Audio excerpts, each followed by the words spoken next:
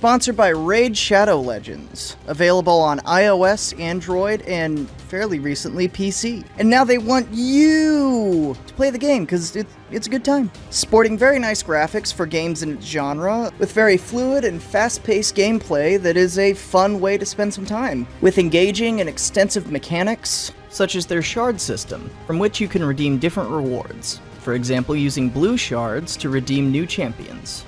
All you do is go to your portal, and then it's these blue things here, and you just summon them.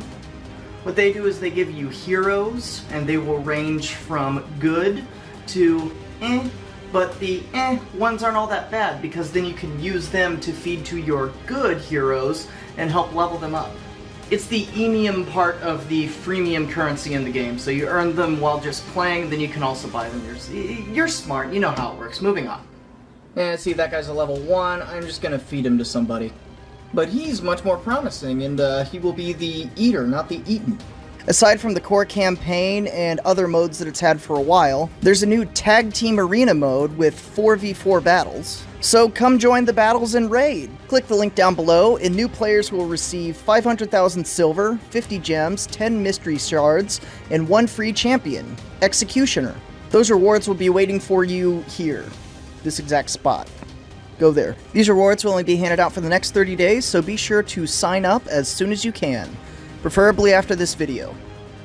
Please watch the video first. Can you advertise yourself in your own ad? Thank you to Raid for sponsoring this video and helping me be able to continue to create content with the uncertain economic future going on. It's very helpful for the channel.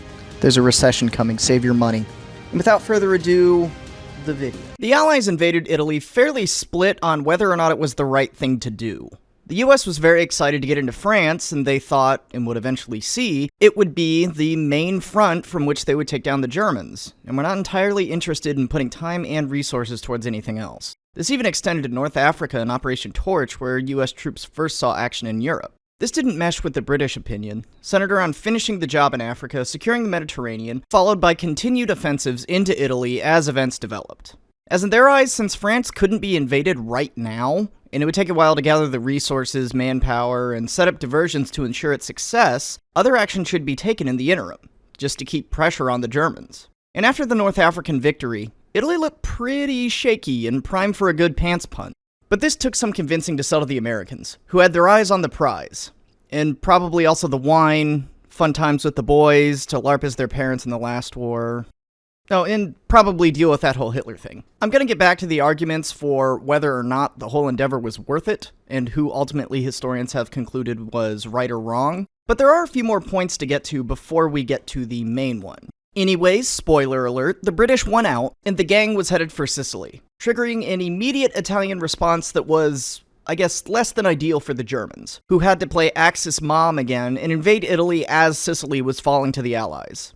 After this, the Allies moved on to Italy proper, and began slowly moving north through multiple defensive lines the Germans had set up until they hit the big line, the Gustav Line, which ran coast to coast, east to west, being the last major thing between the Allies and Rome, anchored on its western side by Monte Cassino. And even though Sicily fell, and even though the Allies had a front on the peninsula, this line was golden. The Germans made like ticks and told the Allies to come and get them. And in the winter into spring of 1944, the battle commenced with a slog. Just a complete slog. It was a total grind fest of multiple offensives, a landing and attempt to flank, and was just an overall 0 out of 10 would not do again for both sides. And the battle itself has become very infamous, and it's pretty easy to find something that will detail it blow by blow. But as I spent about a month familiarizing myself with the Italian campaign and Monte Cassino as a whole, those weren't really the parts that really interested me.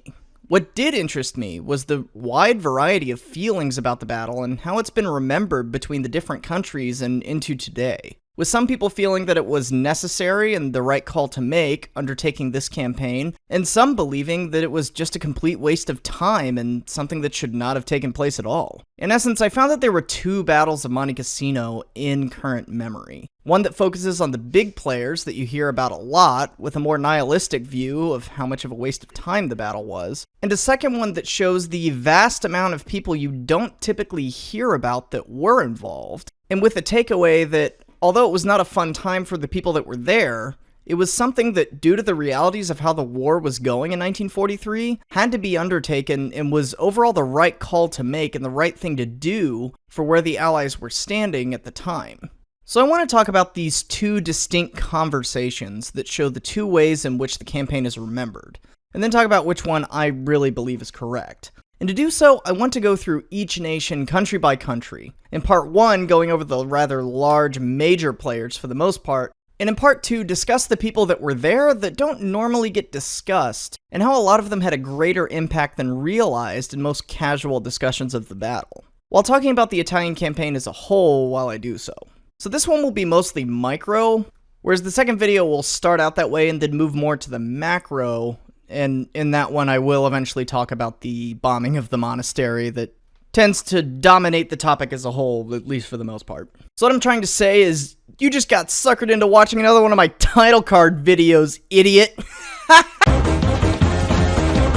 The Germans were caught off guard by the Italian surrender and had to move quickly to relieve them from coastal and garrison positions in the country before the Allies got to Italy proper. Italy had ended its friendship with Germany, declaring the Allies its new best friend, to which the Germans responded in kind by rounding up almost the entire Italian army and moving them into POW camps. Initially afraid of Allied landings all over the coast, early on they planned to defend only in the north of the Po Valley. Albert Kesselring, pictured above, the commander in charge, successfully lobbied to defend further south and showed just how viable it was with his counteroffensive at Salerno that could have caused an absolute disaster and nearly did had it not been for Allied naval guns. A lot has been said about the incredible and ingenious defense the Germans put up during the Italian campaign and at Monte Cassino, and it was very impressive, helped along greatly by the terrain, just how it was laid out, being very perfect for a stubborn defender. German units present, though, were suffering from the regular things all German units were at this point, being greatly understrength, and in a lot of cases cobbled together on the fly. The Central German troops at Monte Cassino, however, were the paratroopers, who are rather infamous at this battle, and did an excellent job of repelling attack after attack through the battle, which was a payoff to the preparations made before the Allies got there. To put it bluntly, the Germans were incredibly good at cobbling together a defense out of nowhere, with very little resources, and with the huge defender's advantage at Monte Cassino, this was done incredibly well despite the position the German units were in throughout the entire campaign. Italy rather quickly turned into a sideshow that the Allies didn't want to be involved in, and it was pretty much that from day one for the Germans. But even though that was the case, and it was yet another front that they did not want to be involved in, the German army and good, hasty defenses just kind of go together. The center point of the German defense was the abbey at Monte Cassino, which they occupied as soon as the Allies were nice enough to bomb it for them and make it an even better defensive target. And the thing about the German defense is, most of it didn't really fall. There was one point in the German defensive line during the Fourth Battle where French troops broke through and threatened to roll up their line, and the majority of positions held and were only abandoned once the position was compromised, including the abbey itself, with the troops there only retreating after direct order from Kesselring, not wanting to give up to their position, with only a handful of soldiers actually being captured once the place was taken. So after the battle, the German units, left for the most part intact, if smaller, moved back to the Hitler line to get ready to start the whole thing over again. And the troops in Italy would manage to continue to stall the Allies up until the end of the war, really more leaving the country than being pushed out of it as the entire Reich collapsed in 1945. For the home front, though, Monte Cassino, along with the Italian campaign as a whole, was in large part a nice change of pace of a source of good news for once. Germany hadn't had any victories to really celebrate since 1942, before Fall Blau fell on its ass, and the propaganda machine made sure to share the word of successful German defenses in Italy whenever possible. As the crow flies, the Italian front was very close to Germany, at least as far as how close the fronts had come to the German border so far, when it began in 1943, causing nervousness in the high command, but relief to the people with each report of a stiff defense. Post-war, the Italian front was held up by veterans as a clean front with a clean commander in Kesselring, with many a book written pushing this narrative. However, it was not really the case. Infamous events, such as the ones at Stazima, illustrate that. And Kesselring really doesn't fit that version of events as well. In short, just don't fall for the claims of this book. I've seen it referenced everywhere. And yes, I'll get to what the Allies did in Italy in a minute. But like most of the countries present, Italy became a largely forgotten front, lost in the larger war for Germany as well, even though it included so many men from all of the German military districts in the fighting. The US only took part in the 1st and 4th battles of Monte Cassino, mostly in the southern sector crossing the Rapido, although there was action in some other areas. And both experiences were very similar for the most part. On January 20th, the US 36th Division attacked across the river, basically unsupported, due to the British attack on their flank floundering pretty much from the start, into well-prepared German machine gun and artillery defenses. The Germans had cleared the far side of the river of really anything that could potentially be used for cover, leaving the Americans wholly exposed once they reached the other side. After 2 days, the attack was called off, suffering 1,300 killed and almost 800 taken prisoner in very effective German counterattacks. The 36th had been fighting at Salerno and beyond from September to November of 1943, at many times holding large swaths of the Allied line that they were not equipped to hold, but doing so anyways and paying dearly for it. By Cassino, they felt they were being thrown into the worst fighting Italy had to offer time and time again, mercilessly by their commanders, and their feelings weren't really that far off. There were further US attacks further north on the line from the 24th of January to February 11th, on and off with some gains made, but they were always retaken by the Germans in the end. So goes the story of Monte Cassino. In the 4th battle, Operation Diadem, the US 2nd Corps this time were ordered to assault the same sector the 36th had in January, this time hoping to link up with the Anzio beachhead, beginning May 12th after an artillery barrage the day before. The assault is a repeat of the one in January at first, with not very many gains being made and heavy casualties, but after the French breakthrough threatened the flank of the German units in front of the American position, they withdrew, giving 2nd Corps an open road to Anzio and eventually Rome. Mark Clark, whom I'll talk more about and who you should definitely look up, he's interesting, had a chance to cut off the retreating troops from the Cassino area after the breakout, but decided to go to Rome instead and ensure that he was the first one there to liberate it, letting the enemy go to fight another day. The Americans at Monte Cassino had a very rough go at things, walking into meticulously prepared German positions time and time again, really making the whole Italian campaign feel like a complete waste and mistake in the American psyche, really to this day, from it and many other similar battles in the Italian campaign. I'll address the truth of that statement at the end, but I'll finish saying that there is a lot said about how the US missed World War I and didn't really experience what that war was like and had to offer. But I would say the US got a pretty good idea of what it was like at Monte Cassino and the static fighting that took place there.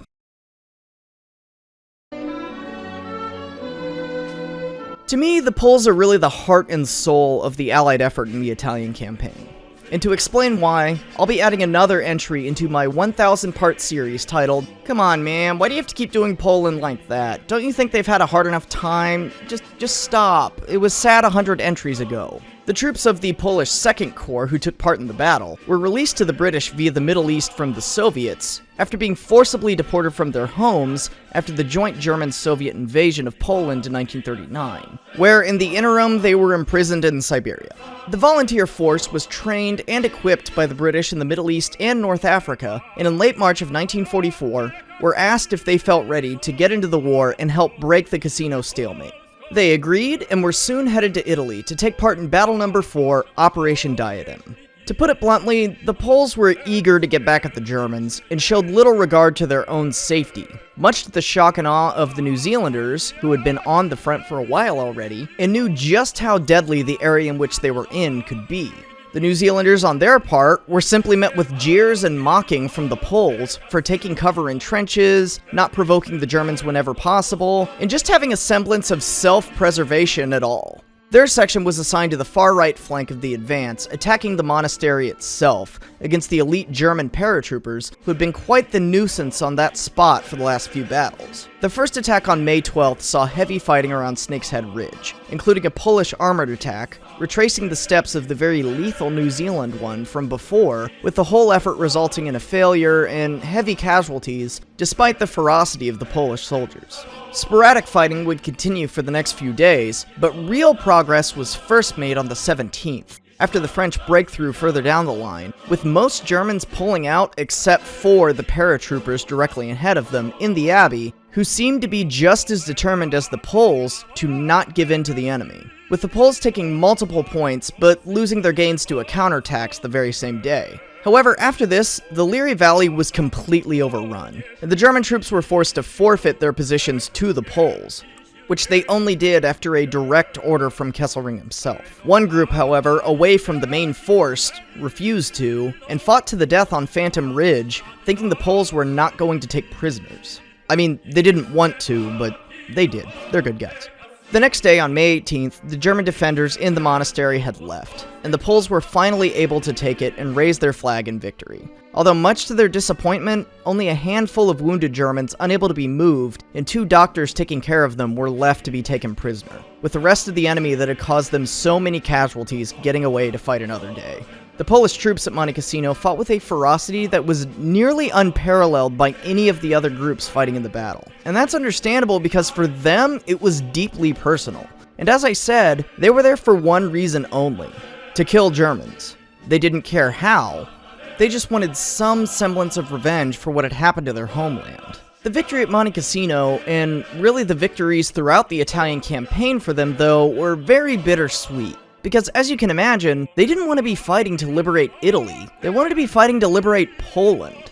And although they were finally able to take the fight to the people who had occupied their homeland, they weren't directly working to liberate it. And they were all too aware of who would be liberating it, and it wasn't going to be a liberation in the way that they wanted it to be. As mentioned in the other segments, their accomplishments, same as the other allied nations who fought in Italy, were overshadowed by Operation Overlord and the Western Front as well. But the thing that ate away at the Poles, more for them in particular, was the news of the Warsaw Uprising in August. They knew that their countrymen were fighting to free themselves back home, and as far as they were concerned, they were a whole world away, unable to help. And instead of trying to opine on that feeling myself, as I could never even begin to imagine how that felt for them, I'll end this segment with the words of one of the men who was there, speaking of his feelings from that time receiving that news. You hear day after day, help, as we're fighting for Italy, for whom? Oh, in the end, you don't know what the hell you're fighting for.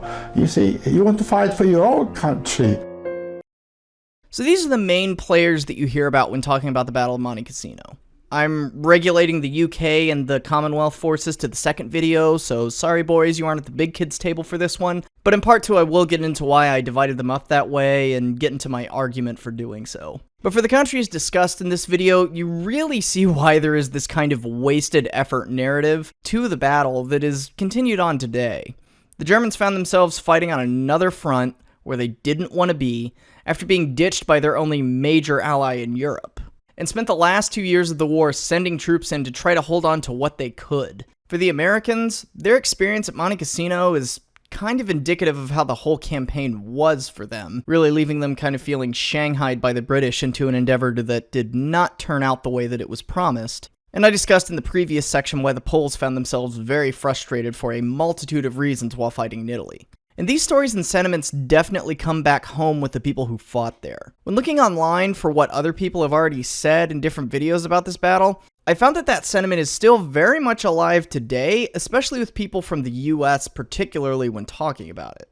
That the plan should have at least been reworked, or better yet, not even carried out at all. And I personally don't agree with that, and I'll explain myself in part 2 where we look at the other side of Monte Cassino. But that feeling surviving to this day is extremely understandable given how the whole thing went down for so many people. And I hate to end on such a downer note, but it's not inaccurate to describe the Italian campaign as really a slice of World War I stuck in the middle of World War II at multiple points during it. And if you're there on the ground, the grand strategic and political reasonings for all of it couldn't matter less to you. All you care about is getting out of the stories that your dad told you about his war that you have somehow found yourself in. And because of that, Monte Cassino has earned this pointless moniker that when seeing where it came from on an emotional level is rather hard to refute. So I do apologize for dividing this into 2 sections. I know that's very frustrating, but I decided to do this rather late in the whole video process, so it won't be long until that one's out. The themes and my conclusions that I were coming to just seem to kind of warrant it once I really thought about it. Thank you to Raid Shadow Legends for sponsoring the video, and thank you to my patrons for continuing to fund and support the channel. This is a custom video for So Long John in the Mouse tier. I have to do part 2 of his video and a couple more custom videos before I'm going to completely retire the tier, but this one has been fun to work on, and I do have a couple really good topics that people have asked for in the future that will be out before too long. Thank you all for watching, and I will see you with part 2, along with possibly a different video in between very soon. Light years away, but you're still